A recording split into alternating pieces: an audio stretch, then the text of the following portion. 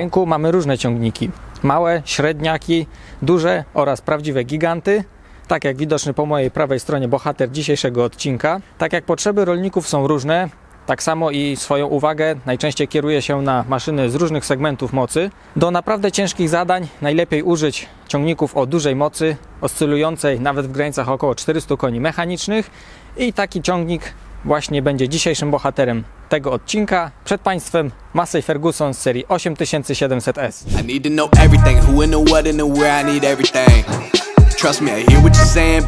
Maszynę do tego nagrania użyczyła firma Agromarek, za co oczywiście kieruję podziękowania, a my przechodzimy sobie już do głównego bohatera tego odcinka. Ciągniki z serii 8700S do niedawna były tak zwanymi flagowcami marki Massey Ferguson, czyli tymi najmocniejszymi ciągnikami dostępnymi w całej gamie modelowej. Niedawno na rynku pojawiła się seria 9S, czyli ciągniki największe.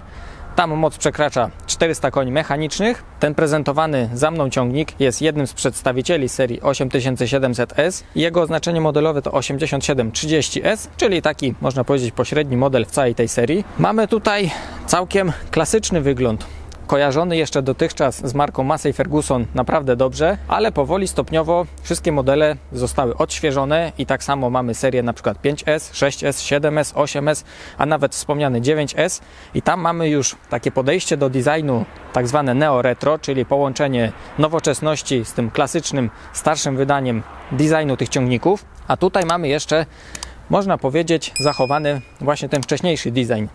Składa się na niego oczywiście przede wszystkim duża połać czerwonego koloru na całej masce. Tutaj w przedniej części grill to jest taka naprawdę duża, ogromna paszcza takiej bestii.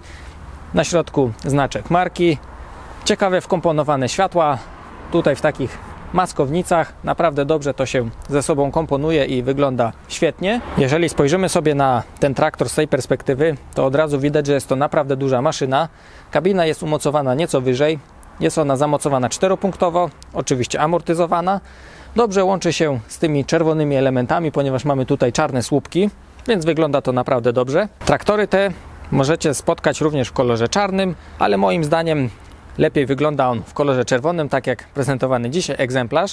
Spoglądając na ten ciągnik z tej perspektywy, to od razu widać, że jest to naprawdę duży, masywny, taki napompowany ciągnik. Jego rozstaw osi wynosi 3,1 metra, a całkowita długość to około 5,6 metra, więc te parametry oczywiście przekładają się na to, że jest to po prostu fizycznie duży ciągnik. Cała seria 8700S jest jeszcze dostępna jako nowe egzemplarze w sprzedaży, więc jeżeli ktoś chciałby nabyć taki ciągnik, to myślę, że jeszcze nie powinno być większych problemów, ale powoli seria 9S będzie właśnie tą pierwszą flagową serią w całym portfolio marki Massey Ferguson. Na tyle tego ciągnika maksymalnie umieścimy koła tak zwane 900. Ten egzemplarz prezentowany dzisiaj ma 710/75 R42 koła na tyle. Na przodzie 600 na 65 R34 i na tyle możemy dołożyć oczywiście obciążniki. Tutaj właśnie mamy miejsce, tak jak można zauważyć, dociążyć tego byczka jeszcze bardziej, no i wtedy on na pewno będzie spisywał się jeszcze lepiej, co też przełoży się na uciąg i trakcję takiej maszyny i podobnie na trakcję przekładają się również te koła. Jeżeli byśmy się zdecydowali na 900, no to ta powierzchnia styku opony z podłożem będzie jeszcze większa, no i taki traktor będzie mógł tą moc przekazać jeszcze bardziej efektywnie na podłoże, na przykład do orki, grubera, czy do jakichś takich ciężkich zadań, no to jest to opcja warta rozważenia. W skład tej serii 8700S wchodzi nam 6 modeli o oznaczeniach 8727S do 8740S. Dwie pierwsze cyfry to oznaczenie całej serii, a kolejne sugerują nam, jaką mocą dysponuje ten traktor. I na przykładzie prezentowanego dzisiaj ciągnika o oznaczeniu modelowym 8730 mamy około 300 koni mechanicznych oraz około 325 koni mechanicznych mocy maksymalnej z tak zwanym systemem EPM, czyli na przykład jest ona dostępna, gdy traktor współpracuje z wałkiem odbioru mocy. Jednak niezależnie od wersji tego ciągnika, pod maską mamy ten sam silnik. Jest to jednostka 6-cylindrowa, 8,4 litra. Jest to silnik Akko Power, który generuje nam różną moc w zależności od wersji ciągnika. Aby otworzyć maskę, to musimy posłużyć się takim brelokiem. Najczęściej wpina się go do kluczy od ciągnika. Pod maską na przodzie mamy filtr powietrza, 4 klamry odpinane w tym miejscu. Może nawet uda nam się to odpiąć, będzie to lepiej widać, jak to tutaj wygląda. Naprawdę bardzo dobry dostęp. W tych większych ciągnikach z reguły filtr powietrza mamy gdzieś umocowany nad silnikiem, a tu jeszcze mamy to schowane z przodu, więc naprawdę bardzo dobre rozwiązanie. Za filtrem powietrza oczywiście, tak jak zawsze, zestaw chłodnic. Ta główna chłodnica cieczy chłodzące jest tutaj na samym końcu, która jest naprawdę potężna. Jest ona, można powiedzieć, wielkości całej tej maski. Tak jak popatrzymy sobie od przodu i tak jakby przekroić maskę na pół, no to ta chłodnica będzie obejmować praktycznie cały ten obszar, więc jest to naprawdę duża połać. No a z takich elementów jeszcze widocznych przy samym silniku ciągnika, jak już od razu mamy otwartą maskę, to tu jest miernik do sprawdzania poziomu oleju, wlew oleju do silnika, filtr paliwa. Tu też jest dobry dostęp na przykład do wlewu oleju do silnika, kompresor od klimy, zbiornik wyrównawczy na górze i to się prezentuje nam tutaj tak. Szybki przeskok na drugą stronę, tam jeszcze sobie na szybko zobaczymy, co tutaj takiego ciekawego mamy. Z prawej strony układ wydechowy wraz z systemem oczyszczania spalin. Tutaj w tej osłonie kryje się właśnie duża ilość tych różnych systemów do oczyszczania spalin. Tutaj mamy wykorzystany również układ AdBlue, a z prawej strony rozrusznik, duża turbosprężarka, alternator, jeden z filtrów oraz sprężarka od układu pneumatyki. No i oczywiście też widoczna będzie na przebitkach konstrukcja ramowa tego ciągnika. Jest tutaj naprawdę solidny kawał metalu, na którym umocowana jest między innymi ta chłodnica, czy cała jednostka napędowa tego ciągnika, więc naprawdę solidnie to wszystko wygląda i traktor do ciężkich zadań powinien się jak najbardziej dobrze spisywać. Do takiego ciągnika jeden podnośnik to za mało, więc na przodzie mamy oczywiście przedni tus, uniesie on nam maksymalnie 5000 kg. Naprzód można powyprowadzać również na przykład wyjścia hydrauliczne, tutaj mamy wyprowadzone dwie pary, są również dwa przyciski do podnoszenia, opuszczania tych ramion na przodzie. Łącznik centralny zamocowany w takim miejscu, jest to ciekawie rozwiązane, zawsze ten łącznik mamy wtedy pod ręką. Jest jeszcze zaczep, jeżeli jest taka potrzeba, no i możemy wyprowadzić również wałek odbioru mocy 1000 obrotów na minutę, który zdecydowanie zwiększy funkcjonalność takiej maszyny. Na przodzie takiej dużej maszyny mamy jeszcze amortyzację przedniej osi Quadlink. Z przedniego podnośnika przeskakujemy na ten na tyle, ten z kolei uniesie nam 12 000 kg. Haki na tyle zazwyczaj kategorii trzeciej, ale jeżeli ktoś chce, można tutaj również zamontować kategorii czwartej. Zaczepy w zależności od konfiguracji potrzeb, zaczynając od kuli K80, tak jak widoczne dzisiaj, poprzez zaczep automatyczny. Można również zdecydować się na taki zaczep standardowy, bądź dostosować go jeszcze inaczej do maszyn, które mamy w gospodarstwie, także z tym to nie powinno być żadnych problemów. Między zaczepami wystaje nam końcówka wałka odbioru mocy. Dwie konfiguracje 540 Eco oraz 1000, druga konfiguracja 1000 oraz 1000 Eco. Mamy widoczne również siłowniki od układu podnoszenia i na błotnikach znalazło się miejsce na przyciski do sterowania tylnym układem zawieszenia, wałkiem WOM oraz łącznikiem centralnym akurat w tym przypadku, ponieważ możemy sobie sterować tutaj jedną parą wyjść hydraulicznych i po kolei podnośnik, wyjścia hydrauliczne, jedna para, wyłączanie wałka odbioru mocy. Hydraulika tego ciągnika jest całkiem rozbudowana, mamy tutaj maksymalnie do 6 par wyjść hydraulicznych na tyle. Do tego mamy jeszcze tak zwane dźwignie dekompresji w tym miejscu, które to z kolei pozwalają nam w łatwy sposób wypiąć węże od maszyn współtowarzyszących. Na pewno będzie to doceniane rozwiązanie, gdy przepinamy często różne maszyny. Powyżej gniazdo 7 pin oraz gniazdo isobus, a sama wydajność hydrauliki to 205 litrów na minutę. Jest to układ zamknięty o zmiennym wydatku, więc w zależności od zapotrzebowania ta wydajność będzie rosła bądź malała. Może być również Power Beyond, wlew oleju do przekładni w tym miejscu, dwuobwodowa instalacja pneumatyczna i z takich elementów na tyle. To myślę, że te główne sobie tutaj powiedzieliśmy. Przechodzimy sobie do najciekawszej części tego odcinka, czyli omówimy sobie kabinę tej maszyny. Zaczynamy od tego, że jest ona czterosłupkowa, umocowana czteropunktowo, amortyzowana. Powinno to przekładać się na poprawę warunków pracy tym ciągnikiem. Szyba na przodzie jest jednolitą połacią szkła. Jest pociągnięta do samego dołu. Naprawdę dobra widoczność na koła z lewej, z prawej strony. Na bokach oczywiście również bardzo dobra widoczność, ponieważ nie mamy dodatkowych słupków. Nie mamy drzwi z prawej strony, ale jest to uchylana szyba. Na tyle szyba jest otwierana, dosyć mocno zaokrąglona, ponieważ jest to duża maszyna i ta widoczność jest tutaj bardzo kluczowa. Dlatego ta szyba jest zaokrąglona na tyle, przez co mamy lepszą widoczność właśnie na tył ciągnika, na maszyny współtowarzyszące. Kabina wykończona jest jasnymi materiałami. Podsufitkę mamy w kolorze szarym. a pozostałe elementy ciągnika w kabinie również są w jasnym kolorze. Gdzieniegdzie mamy jakieś czarne wstawki, jak na przykład tutaj uchwyt na kubek, czy tutaj uchwyt na telefon. Oraz słupki kabiny również są w kolorze czarnym i fajnie to ze sobą współgra. Miejsca w kabinie według informacji podanych w broszurze mamy 3,4 m², a przekładając to na aspekt praktyczny, czyli mój wzrost to 174 cm, to na wysokość mamy jeszcze taki zapas miejsca i na szerokość też myślę, że tu z miejscem nie powinno być żadnych problemów. Kierownica w tym ciągniku regulowana jest w jednej płaszczyźnie, tutaj mamy taką dźwignię, którą sobie zwalniamy i w całkiem szerokim zakresie możemy wyregulować sobie kierownicę.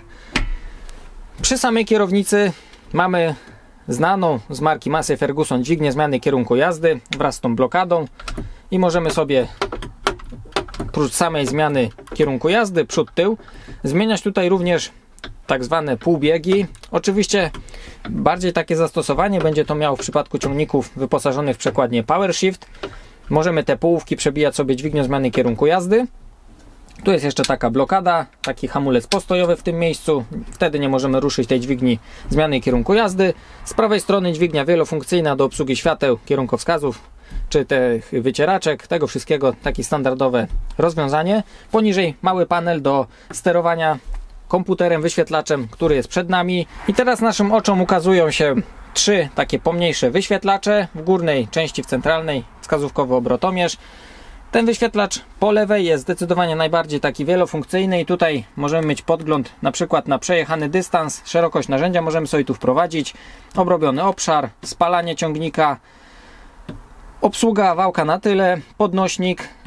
Tutaj możemy sobie ustawić na przykład agresywność zmiany kierunku jazdy czy czułość gazu nożnego, hydraulika, tutaj opcje od pamięci obrotów, tutaj sterowanie na uwrociach, opcje również takie bardziej dostosowujące ciągnik do pracy, między innymi obsługa amortyzacji przedniej osi czy napędu naprzód, wybór funkcji hydrauliki, test hamulca przyczepy, informacje o temperaturach, tutaj ustawienia od samego wyświetlacza, no i regeneracja filtra cząstek stałych. Nie będziemy się jakoś może bardzo zagłębiać w ten wyświetlacz, tyle powiem, że teraz w tej centralnej części, jak można zauważyć, mamy widoczny między innymi stan paliwa oraz temperaturę cieczy chłodzącej ciągnika. Powyżej jest jeszcze godzina, a z prawej strony mamy aktualną prędkość ciągnika czy ilość przepracowanych godzin. To wszystko jest dobrze widoczne, dostępne, łatwo można rzucić okiem. O ile w przypadku tych nowszych ciągników to wszystko zazwyczaj wędruje już na prawy słupek kabiny, da się zauważyć taki trend, to tutaj jeszcze mamy takie klasyczne podejście do tego właśnie rozwiązania. W serii na przykład 8S mamy to rozwiązane w ten sposób, że wyświetlacz jest na przykład zamocowany na słupku po prawej stronie. W przypadku kierownicy, no i samego kierowania tą maszyną, to mamy również na wyposażeniu system Speed Steer, który z kolei umożliwia nam redukcję pełnych obrotów kołem kierownicy do wykonania pełnego skrętu tym ciągnikiem. To sobie można dostosowywać na przykład do jazdy po drodze, no to lepiej, żeby to wszystko nie było aż tak bardzo czułe, ale w przypadku wykonywania pracy na uwrociach ciągnikiem, no to taka opcja tej redukcji pełnych obrotów kołem kierownicy może być całkiem przydatna. Dwa fotele dostępne w tym ciągniku. Oba są już wypasione, ale ten drugi jest jeszcze bardziej doposażony. Między innymi mamy poprawioną amortyzację drgań. Jest również takie bardziej tłumienie boczne. Może być fotel również wtedy podgrzewany, wentylowany, taki już naprawdę doposażony, pełen komfort, jak to się mówi, jest wtedy na pokładzie takiego ciągnika. Zaraz przejdziemy sobie do omówienia podłokietnika tego ciągnika, ale wspomnę o tym, że na wyposażeniu tego traktora mamy przekładnię bezstopniową VT Drive. Jest to przekładnia dwuzakresowa, która dodatkowo wyposażona jest w różne systemy. Na przykład jest tutaj taka funkcja, taki system, który automatycznie dostosowuje obroty silnika do panujących warunków podczas pracy. Na przykład ustawiamy sobie stały zakres prędkości, na przykład 5 km na godzinę. Jedziemy sobie podczas pracy, ciągnik napotyka większe obciążenie, to wtedy automatycznie obroty silnika się zwiększają, tak aby utrzymać parametry pracy, czyli zadaną prędkość ciągnika na ustawionym poziomie, a obroty silnika pozwalają ciągnikowi użyć nieco więcej mocy, więc automatycznie tutaj nam się to dostosowuje. No i to jest kolejny właśnie taki system, który odciąża nieco operatora podczas pracy, i automatycznie dostosowywane są parametry pracy, tak aby też efektywnie wykorzystywać możliwości tego ciągnika, tej przekładni, co z kolei też powinno przekładać się na niższe zużycie paliwa na przykład, więc w praktyce na pewno będzie można docenić taką funkcję. I samą przekładnią sterujemy albo za pomocą gazu nożnego, czyli tak zwany automat. Szybko możemy przyspieszać, zwalniać ciągnikiem. Podobnie jak w przypadku na przykład samochodów wyposażonych w automatyczną skrzynię, no to i tutaj możemy sobie w prosty sposób tylko przyspieszać, zwalniać ciągnikiem lub możemy przełączyć się w tryb, w którym będziemy sterować ciągnikiem, przekładnią za pomocą tego joysticka w tym miejscu i wychylając go do przodu lub do tyłu będziemy przyspieszać bądź zwalniać maszyną. Precyzyjnie można będzie dozować prędkość tego ciągnika. Więc to wszystko naprawdę fajnie i ciekawie wygląda. Teraz szybki przeskok na podłokietnik tego ciągnika. Zaczynamy sobie od tego, że mamy tutaj dostępne dwie wersje wyposażenia: Efficient oraz Exclusive. Wersja Efficient różni się w głównej mierze tym, że zamiast tej dźwigni wielofunkcyjnej, tego multipada, mamy tutaj dźwignię w kształcie litery T do obsługi przekładni i wtedy z poziomu tego podłokietnika obsługujemy sobie za pomocą tej dźwigni między innymi możliwość jazdy przekładnią w trybie tak zwanego joysticka, czyli za pomocą ręki możemy przyspieszać, zwalniać maszyną. A jeżeli decydujemy się na wersję Exclusive, no to mamy między innymi ten wielofunkcyjny multipad w tym miejscu. Jest jeszcze kilka różnic pomiędzy tymi wersjami, ale można powiedzieć, że to jest taka główna różnica. I zaczynamy sobie od tego multipada. Wałek odbioru mocy, tutaj pamięć obrotowa silnika A, obsługa układu zawieszenia na tyle, podnośnik, dwie pamięci tempomatów, czyli dwie pamięci prędkości, obsługa hydrauliki w tym miejscu, sekwencja pracy na uwrociach, zmiana kierunku jazdy przód-tył, z tyłu mamy jeszcze przycisk zatwierdzania, z wciśniętym tym przyciskiem z tyłu zmieniamy sobie na przykład kierunek jazdy tym ciągnikiem. Samo wychylenie tego joysticka do przodu bądź do tyłu pozwala nam przyspieszać lub zwalniać maszyną, jeżeli oczywiście wybierzemy sobie tryb obsługi ciągnika za pomocą joysticka. Joystick dobrze leży w dłoni, myślę, że bez problemu będzie można obsługiwać taką maszynę. Ręka nie powinna się za bardzo męczyć, są wyprofilowane dobrze, całkiem leży w dłoni. W ciągnikach na przykład serii 8S, 7S, 5S, oczywiście tych nowszych, ten multipad jest już nieco przebudowany. Swoją drogą zapraszam na filmy z tymi ciągnikami, można sobie na to rzucić okiem. Tutaj mamy jeszcze wcześniejszą odmianę tego właśnie multipada. Przechodząc dalej, tutaj mamy przyciski do obsługi hydrauliki, tak zwane fingertipy. Jest tutaj sekcja trzecia, czwarta, piąta i tu jeszcze jest szósta, a dwie pierwsze sekcje obsługujemy za pomocą tego joysticka wielofunkcyjnego. Tutaj ma on również dodatkowe przyciski i z jego poziomu obsługujemy dwie sekcje hydrauliki. Bardzo przydatna opcja na przykład do przedniego tuza, czy też na przykład zagregować można sobie kosiarkę, czy jakąś inną maszynę i mieć na bieżąco dostęp do hydrauliki w tej właśnie maszynie współtowarzyszącej, więc naprawdę dobra opcja. Tutaj kilka przycisków: tryb pracy bądź tryb jazdy ciągnika, polowy oraz drogowy, przycisk od ISOBUS, sekwencja pracy na uwrociach, dwie pamięci obrotów silnika oraz tutaj funkcja odblokowywania. Również obsługa podnośnika, podobnie jak w przypadku multipada, gaz ręczny w tym miejscu, podnośnik do regulacji głębokości zaczepionego narzędzia, dwa takie pokrętła służące do precyzyjnego ustawiania tempomatów prędkości ciągnika. Tutaj możemy też również zarządzać przekładnią. Wybór pracy przekładni, czy ma być ona obsługiwana za pomocą gazu nożnego, czy poprzez wychylenie joysticka, i włącznik wałka odbioru mocy na tyle. Tu jest zaślepka na wałek odbioru mocy na przodzie, jeżeli byłby on zamontowany, i włączanie tak zwanego trybu automatycznego wałka, czyli unosimy maszynę na zadaną wysokość, wałek WOM się wyłączy, opuszczamy, wałek WOM włącza się z powrotem. Wraz z podłokietnikiem mamy zintegrowany jeszcze wyświetlacz wielofunkcyjny Datatronic 5. Jest to wyświetlacz kolorowy, dotykowy, można go również obsługiwać za pomocą pokrętła w tym miejscu. Tutaj mamy skróty przycisków, tryb taki kafelkowy, powrót do ekranu początkowego. Tutaj wracamy do poprzedniego ustawienia, tu wchodzimy w poszczególne opcje. Na kanale jest prezentacja modelu 8S, również jest on wyposażony w wyświetlacz Datatronic 5. Nie będę tutaj go szczegółowo omawiał, jeżeli ktoś ma ochotę. W opisie będzie odnośnik do tego filmu, można sobie na spokojnie rzucić okiem, jak wygląda obsługa tego wyświetlacza. Wspomnę jeszcze tylko tyle, że jest to naprawdę rozbudowany wyświetlacz. Z jego poziomu można obsługiwać przepływy na hydraulice, czyli zwiększać, zmniejszać, obsługa nawigacji, maszyn współtowarzyszących, to wszystko z poziomu tego wyświetlacza i zdecydowanie jeszcze więcej możemy obsłużyć, więc na pewno fajnie, że jest to na wyposażeniu tak dużej maszyny. i zdecydowanie więcej możliwości nam to otwiera w konfiguracji tego ciągnika do stosowania do własnych upodobań czy preferencji. Podłokietnik jest omówiony, więc przeskakujemy sobie dalej po prawej stronie. W tej części mamy gniazda elektryczne, m.in. gniazdo 12V oraz 3-pinowe.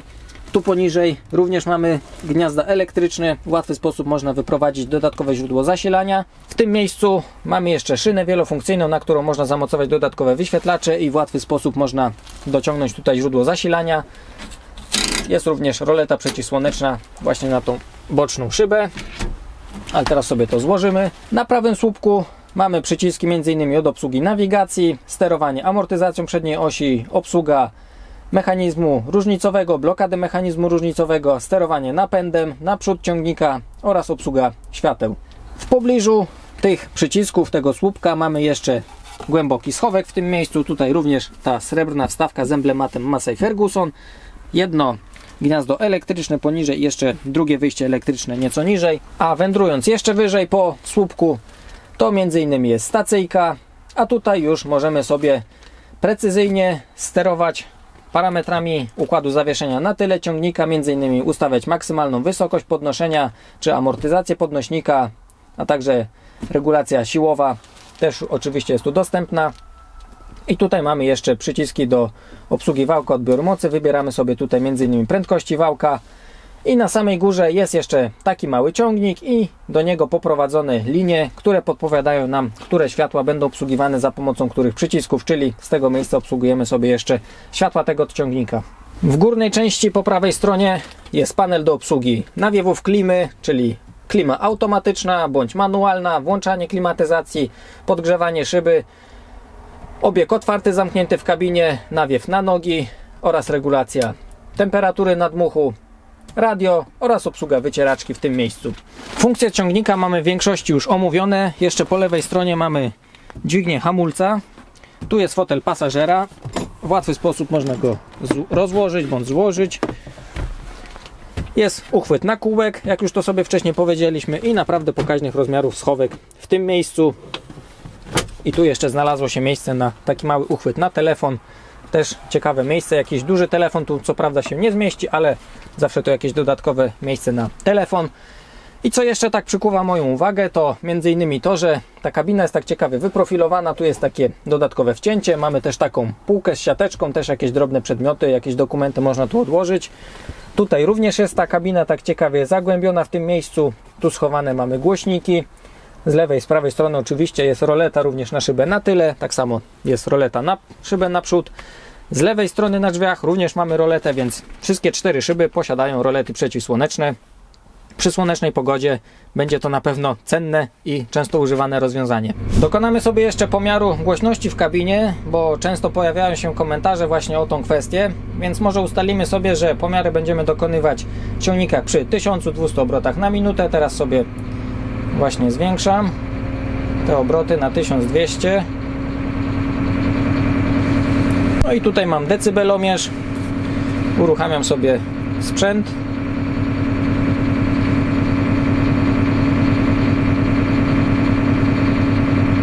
No i jest to około 51 dB. Teraz myślę, że będzie to widać na kamerze.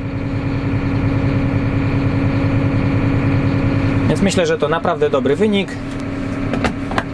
Na pewno podczas pracy będzie to kwestia, którą każdy operator doceni, szczególnie przy takich pracach, gdzie te obroty silnika są jeszcze zdecydowanie większe, to wtedy i ta głośność pewnie będzie większa, no ale żeby to jakoś sobie tu wszystko wypośrodkować, powiedzmy, że pomiarów będziemy dokonywać przy 1200 obrotach na minutę.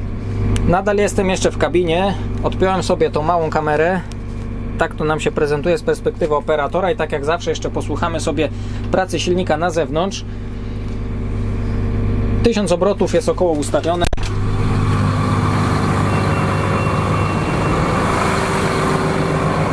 Tak brzmi ten ogromny ciągnik. Praca silnika 8,4 litra, jednostka 6-cylindrowa. Tak to się nam prezentuje na zewnątrz. Teraz jeszcze przejedziemy się tą maszyną, więc dźwignia zmiany kierunku jazdy do przodu i za pomocą gazu nożnego w tak zwanym automacie mogę się już tym ciągnikiem, dużym kolosem przemieszczać. Oczywiście pozycja za kierownicą. Siedzi się tutaj naprawdę dobrze. Teraz do tyłu sobie pojedziemy. Oczywiście to wszystko w automacie tak zwanym, czyli za pomocą gazu nożnego. Ciągnik mnie już ze wszystkiego wyręcza, można powiedzieć.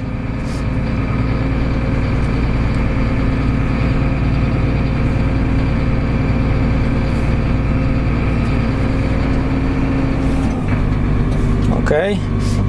Zobaczymy sobie jeszcze może, czy uda mi się przełączyć sterowanie tak, aby ruszyć podłokietnikiem czy joystickiem. O, teraz można zauważyć. Ten tryb jest o tyle właśnie fajny, że mam ten zakres 1000 obrotów, a sobie tutaj dodałem teraz nieco tak zwanej prędkości.